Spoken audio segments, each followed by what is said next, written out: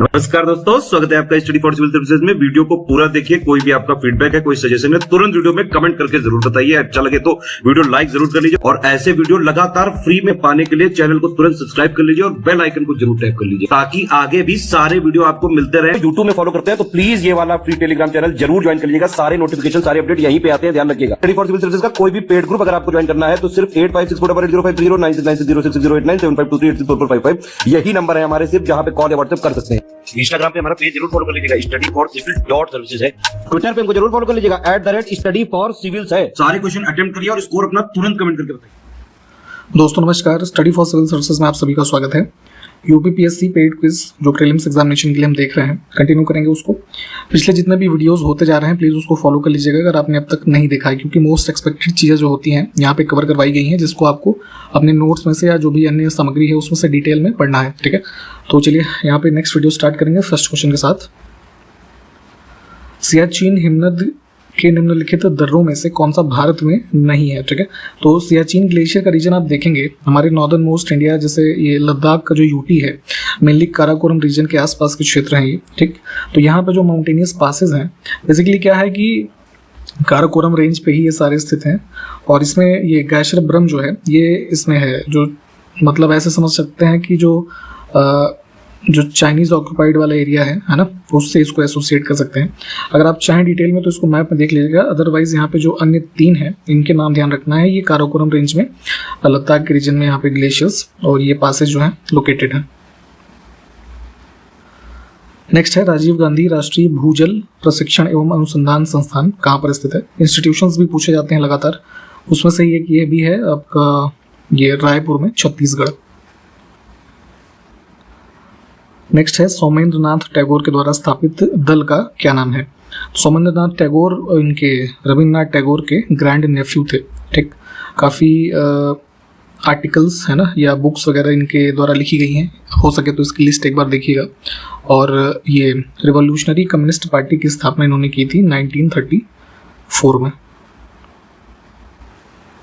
इसमें देखिए महात्मा गांधी के साथ निम्नलिखित मुसलमानों में से किसने बाल गंगाधर तिलक की अर्थी उठाई थी। ठीक है, तो ये बेसिकली इससे ही मिलता जुलता एक क्वेश्चन यूपीपीएससी पहले प्रीलिम्स में पूछ चुका है। हालांकि इस तरह के फैक्ट ना आपने कहीं पढ़े होंगे या बहुत रेयरली आपको कहीं पढ़ने को मिलेगा। ठीक है, बट स्टिल उस समय क्या था कि जो है हिंदू मुस्लिम कम्युनिटी में ब्रिटिश टाइम पीरियड में देखेंगे मतलब ऐसा विभेद नहीं था जैसा आज समाज में हो गया है। ठीक है, तो उस समय जैसे आपने ये पढ़ा होगा खिलाफत मूवमेंट। ठीक है, तो जिसके लीडर थे ये शौकत अली। ठीक है, ये इनके आपका जो है मोहम्मद अली जौहर जो थे उनके बड़े भाई थे। ठीक, तो इनको उस रेफरेंस में आपने पढ़ा होगा। तो शौकत अली ने जो है गांधी जी के साथ मिल करके गंगाधर तिलक जी की डेथ पे जो है अर्थी उठाई थी। ठीक, तो फिलहाल यहाँ पे बस इतनी ही जानकारी ध्यान रखेंगे। नेक्स्ट है जलियांवाला बाग नरसंहार पर कांग्रेस जांच समिति की रिपोर्ट के प्रारूप लिखने का कार्य किसको सौंपा गया था। तो कांग्रेस पार्टी की एक इंक्वायरी कमेटी रिपोर्ट बनाने का जिम्मेदारी जो दिया गया था वो महात्मा गांधी जी को दिया गया था। आप जानते ही होंगे कि जो रॉलेट एक्ट आया था उसके विरोध में कई सारे लोग जलियांवाला बाग अमृतसर में इकट्ठे हुए थे और उस पर जो है वहाँ पे निहत्थे लोगों पर फायरिंग कराई गई थी, जिसमें अनेक लोगों की जानें गई। ठीक, 13 अप्रैल 1919 की घटना है। इस डेट को याद रखिएगा, काफ़ी इंपॉर्टेंट है। कई बार जैसे क्रोनोलॉजी वगैरह लगाने के लिए जब आता है तो अगर आपको इवेंट नहीं याद है, अगर एक आध डेट भी याद है तो उससे वहाँ पे एलिमिनेट हो जाता है। ठीक है, तो इसलिए डेट्स या फिर ईयर जो होते हैं कम से कम इनको ध्यान में रखा करिए। अब इसमें देखिए कौन सा युग्म सुमेलित नहीं है। तो यहाँ पे जो कुछ रिफॉर्म एसोसिएशंस हैं और फाउंडिंग ईयर लिखा हुआ है, तो बॉम्बे सोशल रिफॉर्म एसोसिएशन जो ऑप्शन सी में है ये गलत है। इसकी फाउंडेशन हुई थी 1903 में। ठीक है, MG रानाडे के द्वारा। बाकी के विकल्प ठीक है, इनको देख लीजिए। आगे देखिए ऋग्वेद में सबसे प्राचीन मंडल माने जाते हैं कौन से, मतलब नंबर से कौन से तक। तो यहाँ पे सबसे ओल्डेस्ट वेद है ऋग्वेद, आप ये जानते होंगे। ठीक है, और जो ये मंडल शब्द यूज होता है तो बेसिकली ऋग्वेद क्या है, पूरा मान लीजिए एक पूरा ग्रंथ है, ठीक है, तो जिसको कि 10 छोटे छोटे भागों में विभाजित किया गया, ठीक है। तो मंडल को इंग्लिश के टर्म में बुक एक समझ सकते हैं आप। तो एक बुक में कुछ इन्फॉर्मेशन दी हुई है, तो उसी में से 2 से लेकर के 7 के बीच जो हमारे मंडल हैं इनको फैमिली बुक की संज्ञा दी जाती है, ठीक है। और ये जो है सबसे ओल्डेस्ट माने जाते हैं कि इनकी रचना जो है सबसे पुरानी है।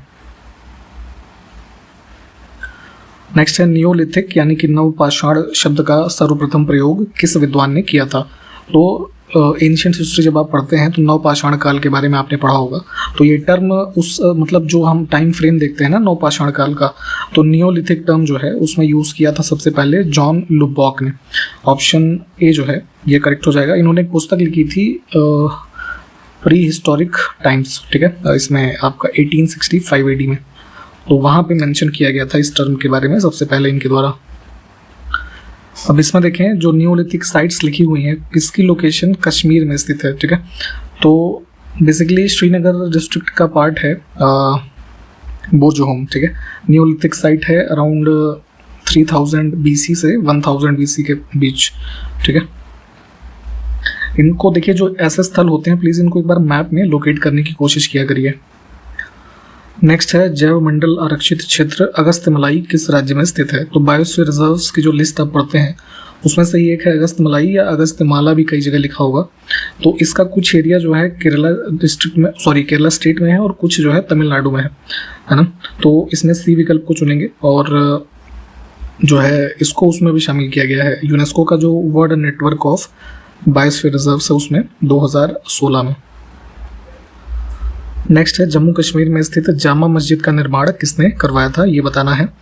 तो एग्जैक्ट लोकेशन जो है ये आपका यहाँ इसमें श्रीनगर में है, ठीक। सुल्तान सिकंदर विकल्प ए जो है इनको चुनेंगे। बेसिकली ये जो है 1394 में इसका कंस्ट्रक्शन स्टार्ट हुआ और 1402 के अराउंड जो है कंप्लीट हुआ, ठीक। तो उस समय यहाँ कश्मीर के रीजन में सुल्तान सिकंदर जो है शासन में थे, तो इन्होंने ही इसको कंस्ट्रक्शन करवाया था। लेटर ऑन देखेंगे तो इसमें कई बार आग लग चुकी है, ठीक है, तो काफ़ी सीवियर डैमेज हुआ बट स्टिल जो है यहाँ पे अवेलेबल है ये। नेक्स्ट है फ्री हिंदुस्तान पत्रिका का संपादन इसमें से किसने किया था। तो कई सारी magazines newspapers freedom struggle time period में है ना अलग अलग लोगों के द्वारा स्टार्ट किए गए, उसमें से ये किया था और स्टार्ट किया गया था इसको वैनकूवर से। ये जरा बताइए किस देश में है। 1908 में तारकनाथ दास के द्वारा। नेक्स्ट है द बंगाली नामक समाचार पत्र के संपादक कौन थे। तो द बंगाली जो है ये इसमें कलकत्ता से स्टार्ट किया गया था जो है अराउंड 1862 में। इंग्लिश लैंग्वेज का जो है ये न्यूज़पेपर था और एडिटर थे इसके सुरेंद्र नाथ बनर्जी।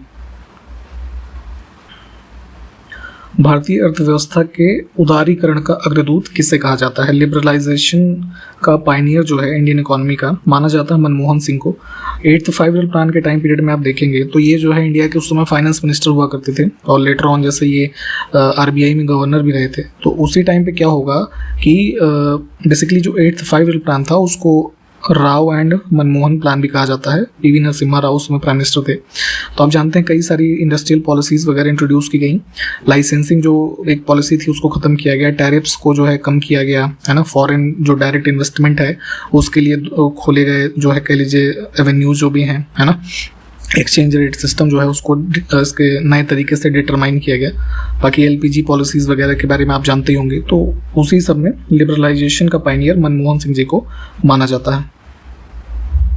स्त्री धन शब्द का पहली बार उल्लेख निम्नलिखित में से किस ग्रंथ में हुआ है, ठीक है। तो जो है ये कौटिल्य का जो अर्थशास्त्र है इसके बारे में आप जानते होंगे। यहाँ पे ही सबसे पहली बार जो देखेंगे मतलब पोस्ट मौर्य जो कह लीजिए वुमेन्स की स्थिति उस समय बताई गई है, उसी में स्त्री धन शब्द का एक मेंशन जो है किया गया है। स्त्री धन का संबंध इससे समझ सकते हैं कि ऐसी प्रॉपर्टी जो महिला से संबंधित हो, जैसे एग्जाम्पल के तौर पे जैसे ये गहने वगैरह हो गए, ठीक है, या कुछ और भी गिफ्ट्स हो गए जो उनको अपने परिवार की तरफ से मिले शादी वादी में। तो उसी के रेफरेंस में था। फिलहाल इस टर्म जो है स्त्री धन और बुक का नाम यहाँ पे ध्यान रखना है। निम्नलिखित में से कौन जैन भिक्षुणी बनने वाली पहली महिला थी। तो जैन धर्म में देखेंगे 24वें तीर्थंकर जो हुए महावीर, उनके टाइम पीरियड पे ये कल्प सूत्र में इंफॉर्मेशन मिलती है कि लगभग 14,000 जो है ये भिक्षु थे और लगभग 36,000 के आसपास भिक्षुणी थी। ठीक है, तो उसी में से यहाँ पे अगर जैन भिक्षुणी बनने वाली पहली महिला की बात करें तो चंदना या फिर जो है चंदन बाला नाम कई बार मिलता है। ठीक है, ये थी और जो संघ था महिलाओं का भिक्षुणियों का उसको लीड करती थी। ठीक है, तो विकल्प ए को चुनेंगे। किस तमिल लेखक ने नंद शासकों के द्वारा संचित अपार धन संपदा का उल्लेख किया है? तो नंदा डायनेस्टी के बारे में आप जानते हैं कि ये शिशुनाग जो डायनेस्टी थी उसको ओवरथ्रो करके महापद्मनंद के द्वारा जो है सेटअप की गई। तो जो इसमें नंद शासक हुए कुल मिलाकर के ये अपनी अपार संपत्ति के लिए जाने जाते थे। ठीक है, तो इनके बारे में ही कुछ कविताओं के माध्यम से एक तमिल पोएट थे ये मामूल नार, ठीक, इन्होंने उसमें उल्लेख किया है। देखिए नाम बड़े इंपॉर्टेंट है, सबको ध्यान रखिएगा। नेक्स्ट है कश्मीर में ऋषि सिलसिला के संस्थापक कौन थे? तो जैसे मिडिवल टाइम पीरियड की आप हिस्ट्री पढ़ेंगे तो कई सारे सूफी जैसे ऑर्डर्स आप पढ़ेंगे, जैसे सुरहावर्दी है ना, कादरी, नक्शबंदी। ठीक है, तो उसी क्रम में एक ऋषि सिलसिला जो वर्तमान कश्मीर का रीजन है ना, अब तो खैर डिवीज़न हो गया जैसे जम्मू कश्मीर और लद्दाख, तो पहले एज अ होल जो ये पूरा नॉर्दर्न इंडिया का ये जो रीजन था हमारा, यहाँ पे ऋषि सिलसिला इसी तरीके का एक सिलसिला माना जाता था जिसके फाउंडर थे ये शेख नूरुद्दीन। विकल्प जो सी है ये करेक्ट हो जाएगा। इसी टाइम पीरियड के एक फेमस लेखक जिनके बारे में आप जानते होंगे अबुल फजल, ठीक, उन्होंने इसके बारे में कई सारे जो है अपने इसमें टेक्स्ट में मेंशन दिया है और ये बताया है कि जो सबसे रिस्पेक्टेड क्लास था उस समय देश में, जो मतलब उस समय की टेरिटरी थी इधर इंडिया के रीजन की, तो कश्मीर के जो ऋषिज थे है ना, वो सबसे रिस्पेक्टेड क्लास हुआ करती थी। ठीक, नेक्स्ट है द लीडर जो कि इलाहाबाद न्यूज़पेपर के नाम से भी कई बार पुकारा जाता था, किसके द्वारा शुरू किया गया था? ठीक, तो मदन मोहन मालवीय जी के द्वारा 1909 में इसकी स्थापना की गई।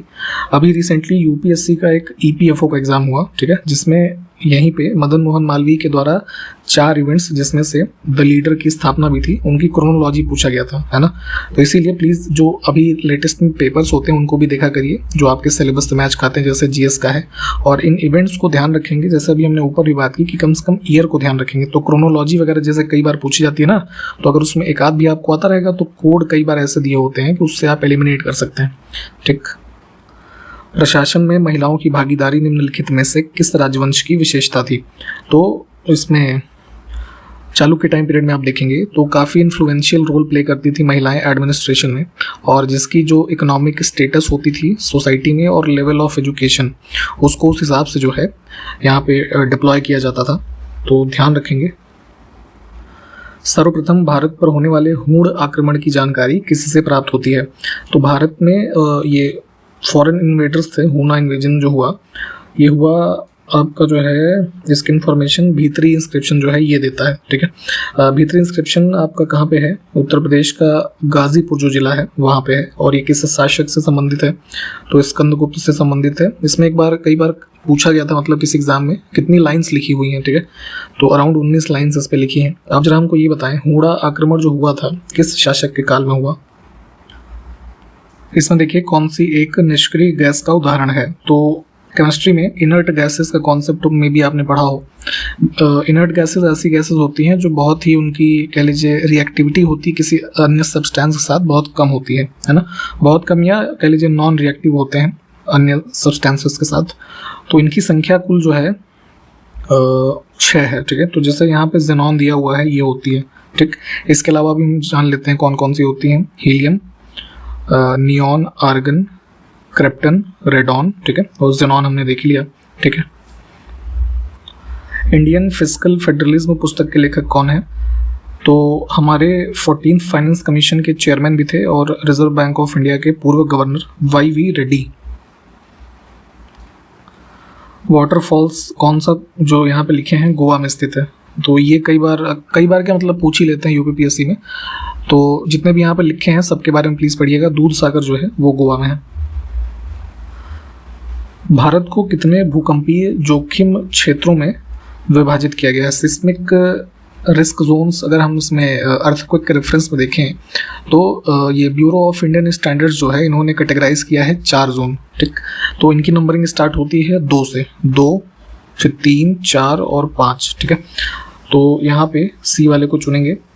और जैसे उत्तर प्रदेश राज्य की बात करें तो हमारे उत्तर प्रदेश का कुछ हिस्सा देखेंगे तो जोन 2 में भी आता है, और ये जैसे राजस्थान से लगा हुआ जो एरिया है। फिर मध्य में देखेंगे तो जोन 3 में आएगा। फिर नेपाल वाले एरिया वाले जो हैं कोस्टल वाले जोन 4 में आ जाते हैं उसमें कुछ, ठीक है।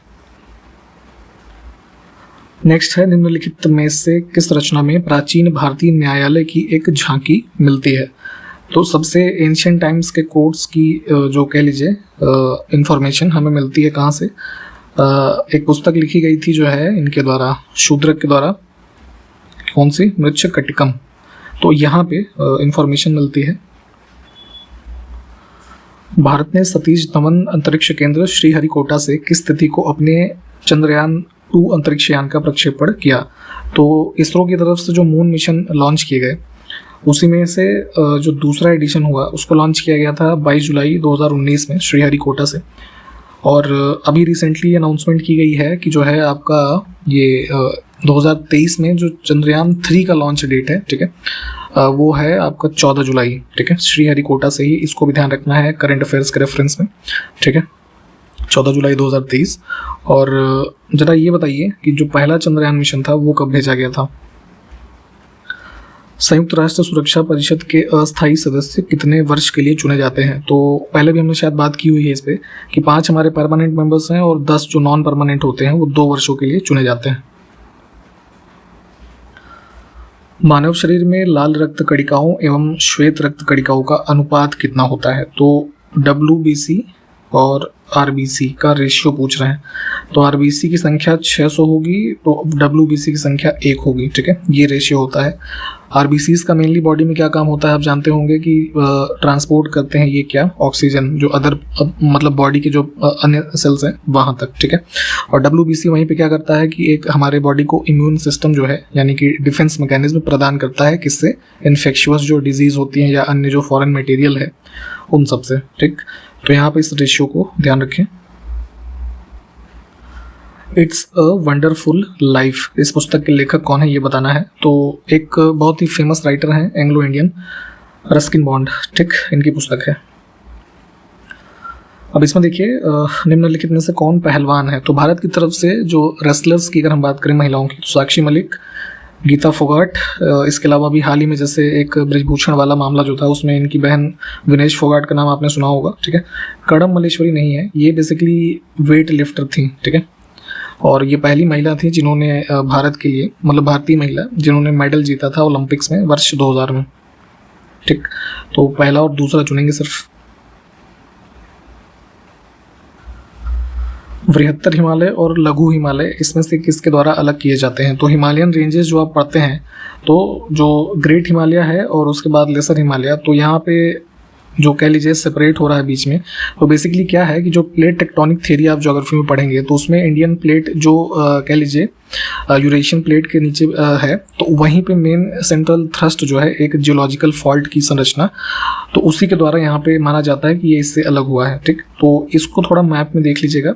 और यहाँ पे जो ये चीज़ें हैं जैसे थ्रस्ट क्या होता है या जैसे ये सूचर जोन क्या होते हैं, इन सब के बारे में भी डिटेल में थोड़ा पढ़िए।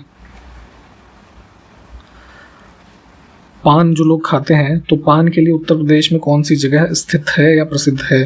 तो ये जो हमारे बुंदेलखंड के डिस्ट्रिक्ट्स हैं, महोबा, बांदा, ललितपुर, ठीक है, ये तीनों ही फेमस हैं। और जो पान रिसर्च सेंटर है ना यूपी में, वो भी महोबा में स्थित है, इसको ध्यान रखिएगा।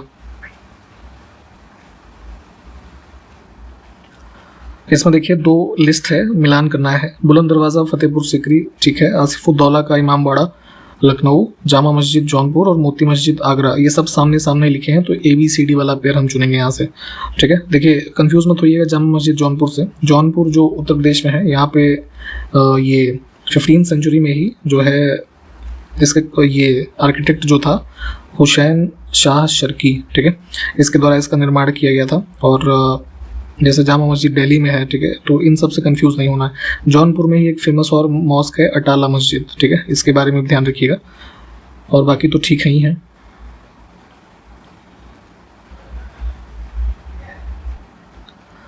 निम्नलिखित साउथ ईस्ट एशियन देशों को पश्चिम से पूर्व की ओर लगाएं, ठीक है, वेस्ट टू ईस्ट। तो मैप में इसको लोकेट कर लीजिएगा। इंडिया के बाद शुरू होता है म्यांमार, ठीक।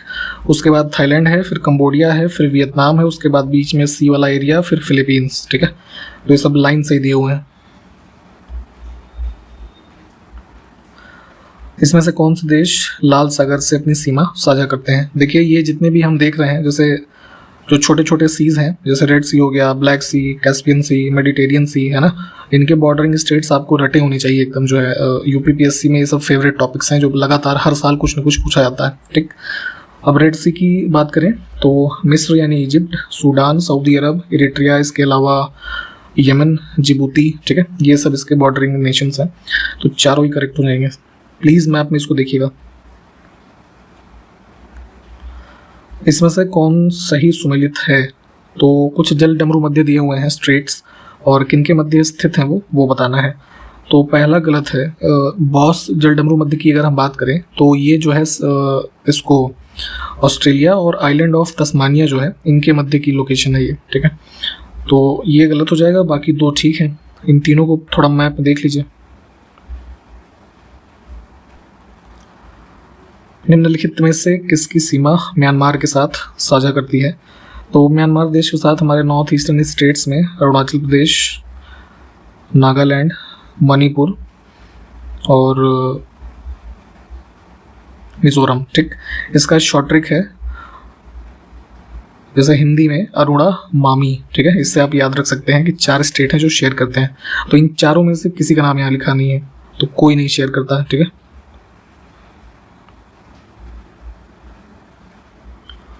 निम्नलिखित में से प्रमुख कजरी गायिका कौन है? तो कजरी आप जानते हैं मॉनसून के सीज़न में जो हमारे अवधी और भोजपुरी लैंग्वेज बोले जाने वाले रीजन्स हैं, यहाँ पे पूर्वी उत्तर प्रदेश और बिहार का जो रीजन, यहाँ पे गाया जाता है। ठीक है, और मुख्य रूप से जून से सितंबर के बीच में।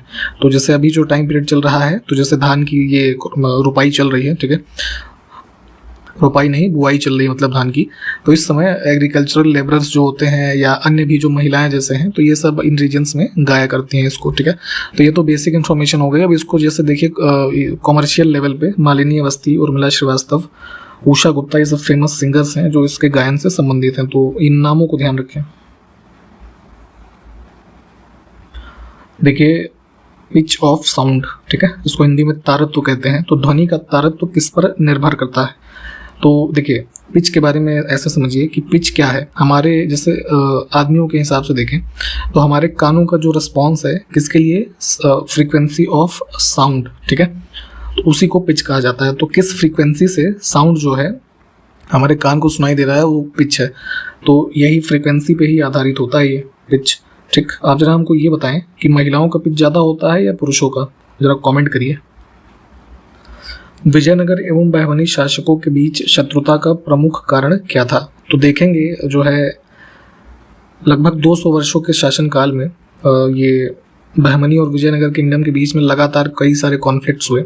इसका मेजर रीज़न ये था कि वर्तमान की जो कृष्णा और तुंगभद्रा रिवर है, इनके बीच का जो हिस्सा था, ठीक है, रायचूर दोआब के नाम से उसको जानते हैं, ठीक है, ये बहुत ही ज़्यादा फर्टाइल था। ठीक है, एग्रीकल्चरल प्रोडक्टिविटी के रेफरेंस में, तो इसी वजह से यहाँ पे कई सारे जो है इनके बीच में कॉन्फ्लिक्ट रहे।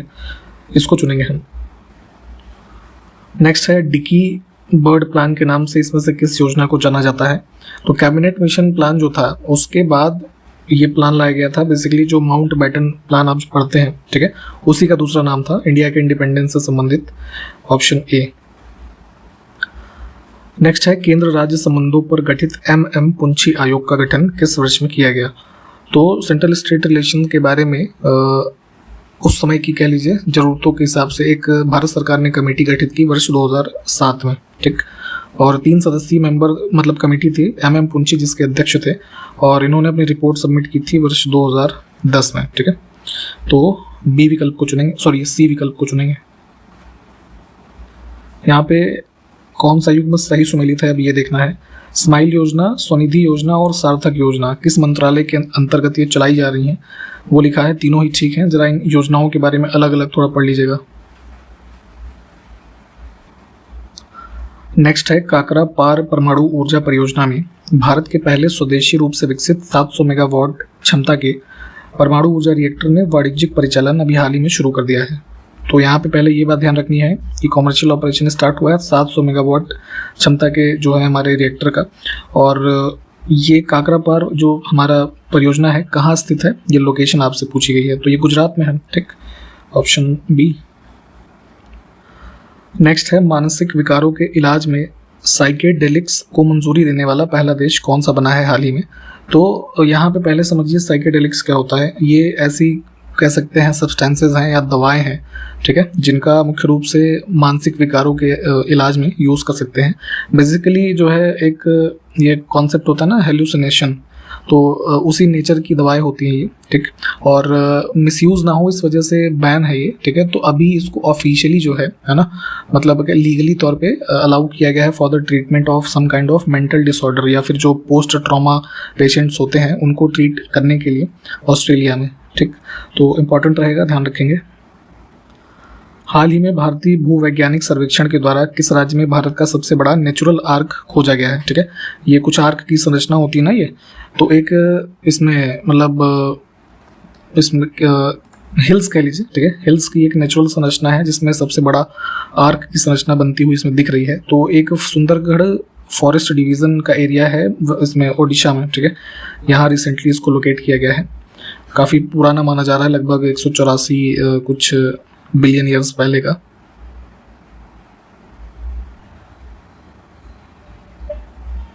1 जुलाई 2023 को प्रधानमंत्री मोदी ने राष्ट्रीय सिकल सेल एनीमिया मुक्ति मिशन का शुभारंभ कहाँ से किया है।